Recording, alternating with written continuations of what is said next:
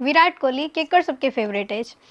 India में विराट कोहली आ अनुष्का शर्मा के एकटा आइडियल कपल जकाँ देखल जाइ छै, हुनका कते गोटे आइडियलो मानै छथि।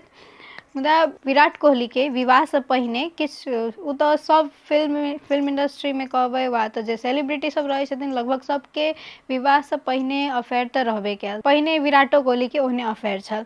मुदा एखन एकटा हुनकर नहीं कहबै तऽ तमन्ना भाटिया से जुड़ल हुनकर एकटा तस्वीर वायरल भऽ रहल छलै पहिले ताई समय में, जहिया ओ डेटिंग के समय में रहथिन ताई समय में, जे हुनका तमन्ना भाटिया संगे जोड़ल जाइ छल, जेकि अखन किछुए दिन पहिने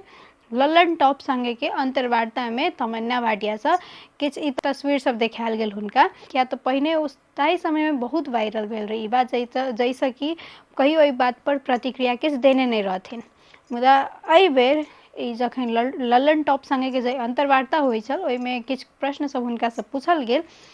ओही के जवाब में ओ किछु कहै छथि जे हुनका विराट कोहली संगे कहियो किछु अफेयर नहीं छल, ई सब बस एकटा अफवाह कहने छथि ओ छलै जे अफवाह छल। पहिने कहियो हुनका अफेयर नहीं भेल रहे,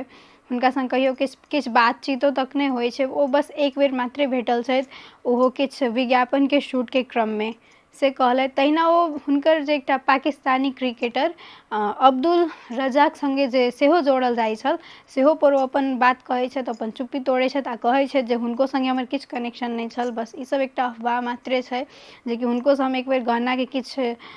उद्घाटन समय में भेटल रही, एक बेर मात्रे भेटल छै ओ कहै छथि। तऽ ओही बात पर ओ इहो कहै छथि जे सोशल मीडिया वाकई बहुत नीक चीज छै, मुदा किछु लोग सब होइ छै जे एहि के अफवाह के एते ने बेसी फैला दै छै, जेकि किछु सच्चाइयो नहीं रहै छै।